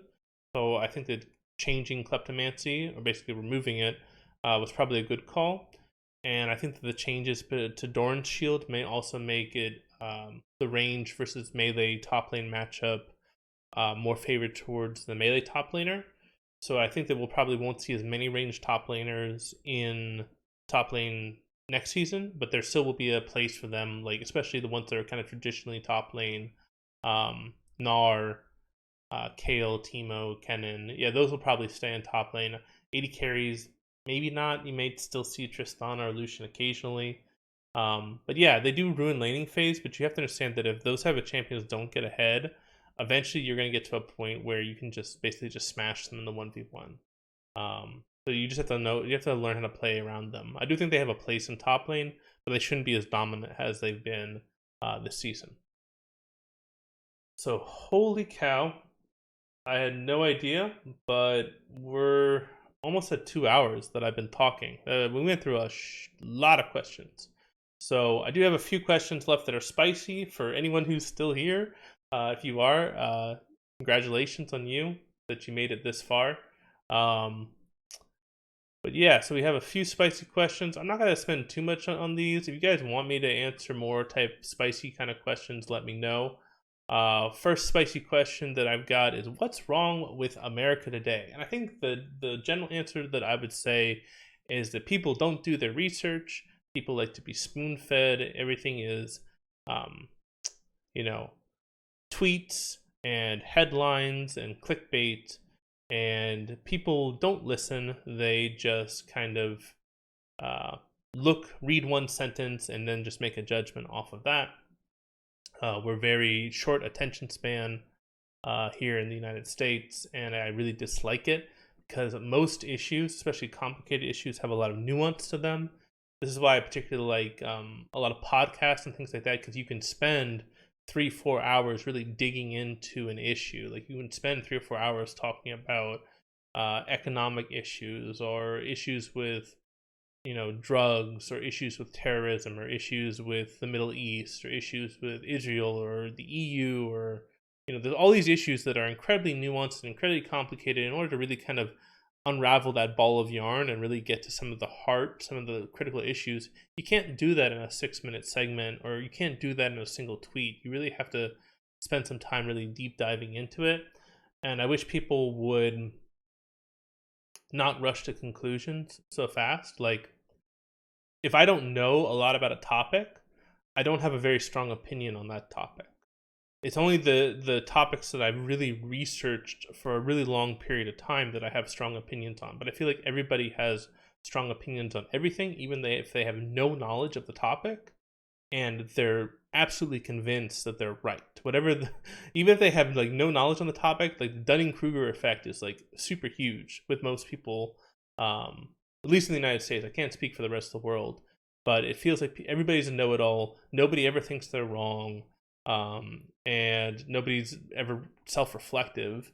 And whatever tribal group someone is a part of, anyone within that tribal group can never do any wrong. And you see this all the time where, as soon as, a Republican does something wrong and Democrats point out the thing that the Republican did wrong, the Republicans will, go around their brother and be like, no, no, no, no, no, he didn't do anything wrong, and what about this person in your party? They did this person wrong. And the Democrats do the same thing whenever they get accused of wrongdoing. They huddle around each other. They never accept responsibility. They never accept ownership. They never accept accountability. I think it's just really sick and tired. Like, people are just really hypocritical when it comes to whatever their in-group is, whether it's for political groups or social groups or religious groups or hell, even like gaming communities are hypocritical, where they'll judge a game really harshly when their game has the same flaws or something like that, or similar flaws. So yeah, I would say that there's a lot wrong in America, and I think a lot of it has to do with people jumping to conclusions, clinging way too hard to tribalism, not thinking for themselves, having really strong opinions about things that they know nothing about. Lack of education is huge. Our education system is absolute garbage. I can go on and on this topic. There's a lot of stuff, and yeah, I'd love to talk more about this. I could do a 2-hour long video just on this topic, but I'll probably just cut it off there, and you guys can let me know if you think I'm right or wrong in the comments.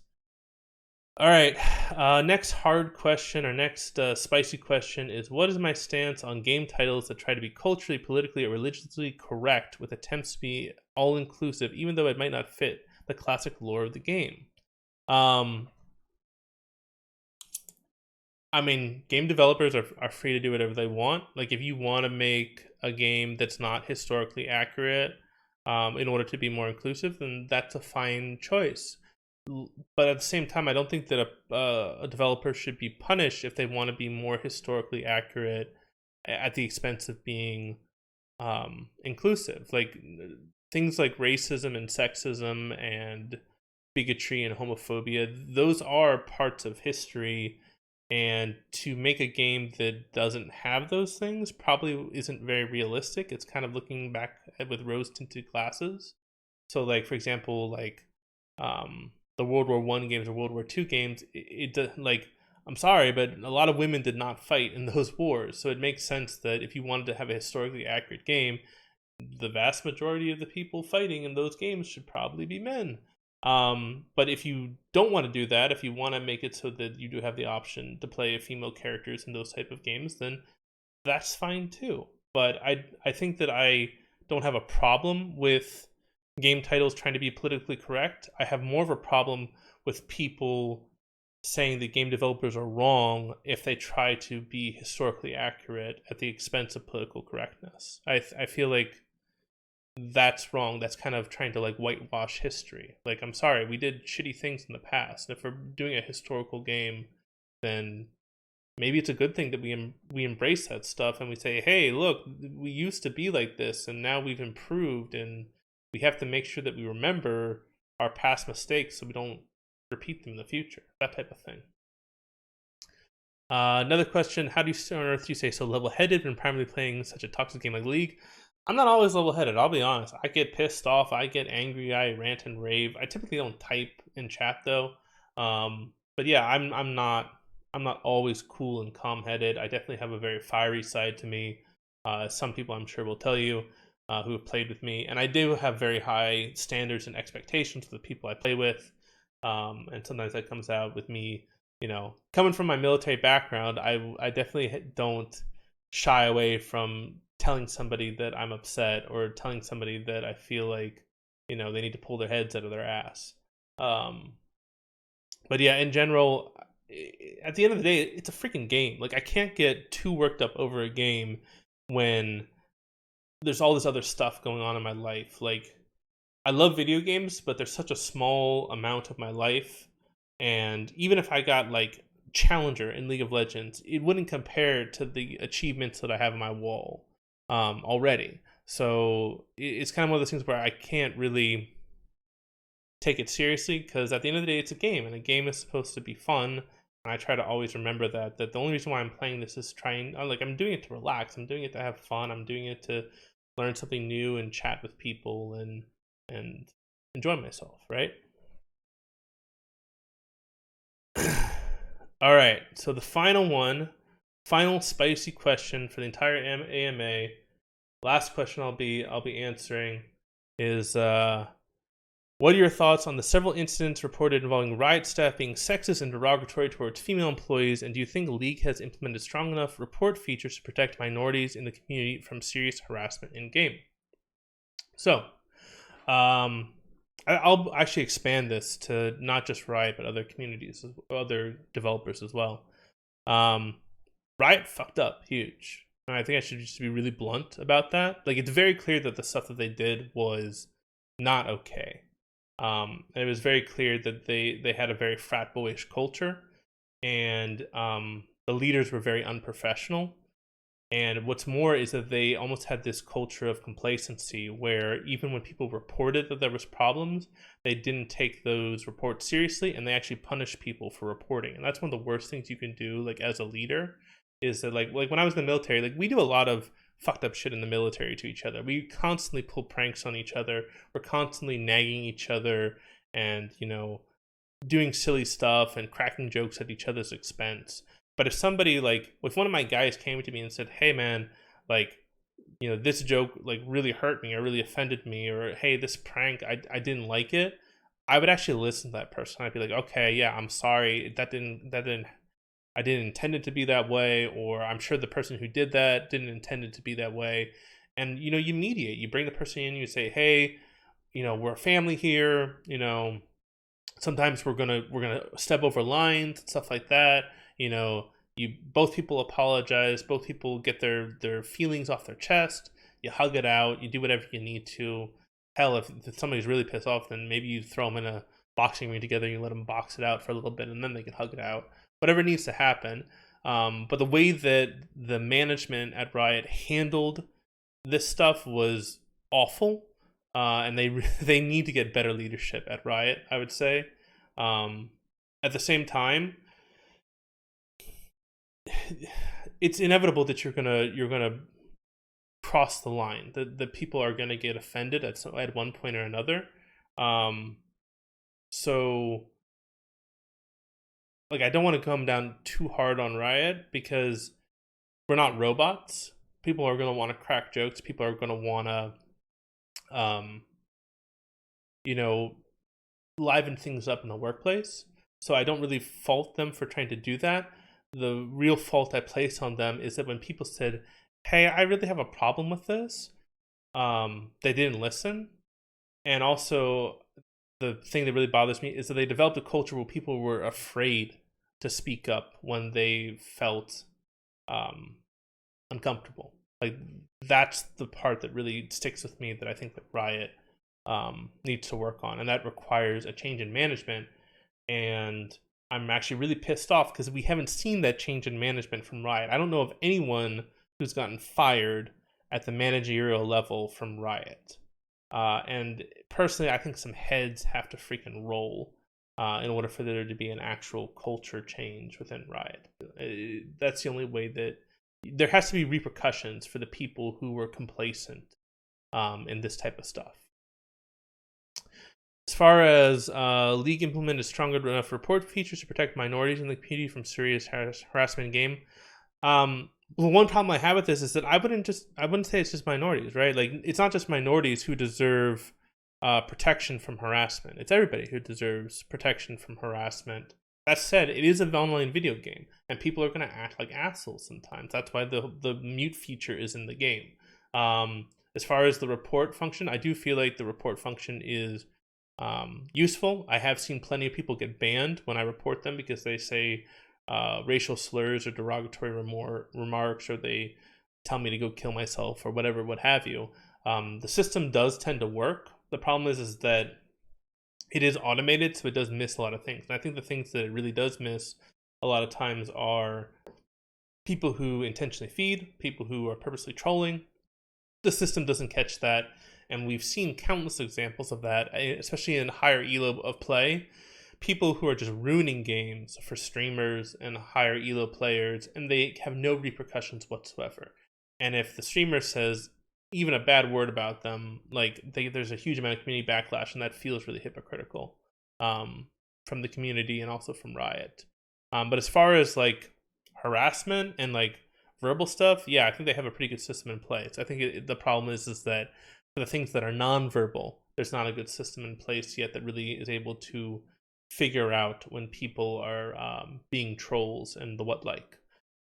Additionally, I'd say like just in general, I'm definitely very worried about foreign countries' influence into video games and media and movies, and this is especially true with China, obviously.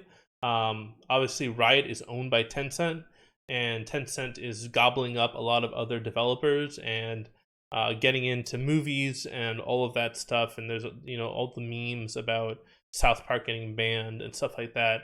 And obviously, the way that Blizzard handled the Blitzchung situation was absolutely atrocious, and their non-apology at BlitzCon was just awful. It was like an empty apology completely. So I definitely feel like there's kind of a weird culture war going on with free speech in multiple areas. I would say like there's definitely a culture, like a free speech culture war when it comes to,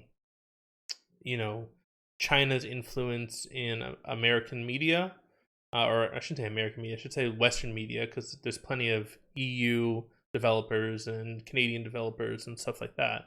And then there's also obviously, people who are threatening free speech on both the extreme left and the extreme right. There's a lot of people who want to try to censor a lot of different speech at those extremes. So it feels like we're being attacked on a lot of sides when it comes to free speech. And free speech is something that I'm really passionate about. I'm a firm believer of like, hey, I may not agree with what you have to say, but I'll defend to the death your right to say it, that type of thing. And that applies even to stuff that I hate. Like I hate seeing, racist people, and I hate seeing bigoted people. But at the end of the day, they have the right to be an asshole. They have the right to live their life how they want to, as long as they're not like directly harming somebody. There's nothing criminal about being wrong or having a wrong view or a wrong opinion or believing in false facts or things like that. And the only way that we can get closer to the truth is to openly discuss ideas. I feel like nobody wants to discuss ideas anymore. Like if I disagree with somebody on a topic, I want to talk more with them because I want to understand what's their logic and their reasoning. And I feel like so many people get into this echo chamber of they only want to listen to things that conform to their worldview. And I think that's really dangerous because you stop growing as a person when you do that. So yeah, I know I kind of went on a tangent a little bit. But yeah, in general, I'm very worried about free speech being infringed and people being told what they can or cannot do when it comes to movies and media and video games, both from social groups and from governmental organizations. And I think that we as a community need to push back on that and just let people have their voice. Let the developers be artists, right? Like just let people create. And if you don't like it, don't support it. But don't tell people what they can't or can't create, or what they can't or can't be passionate about, or what they can or can't feel or express. I feel like that's just really wrong. It's very primitive. It's very regressive to kind of try to silence people. Like the way that you defeat like intolerance and ignorance is not by trying to silence it. It's by refuting it with better ideas and with more sound arguments. So yeah, that seems like a pretty good point to end the video. I think we're almost at 2 hours. So yeah, I'm gonna end this one now. I had plenty of other PSAs, but I doubt nobody's reached this point. So if you did, hey, leave a comment on the video. You guys are the real troopers, and I'm very honored to have you guys as subscribers. But I hope you all have a fantastic day. This is Randomonium signing off.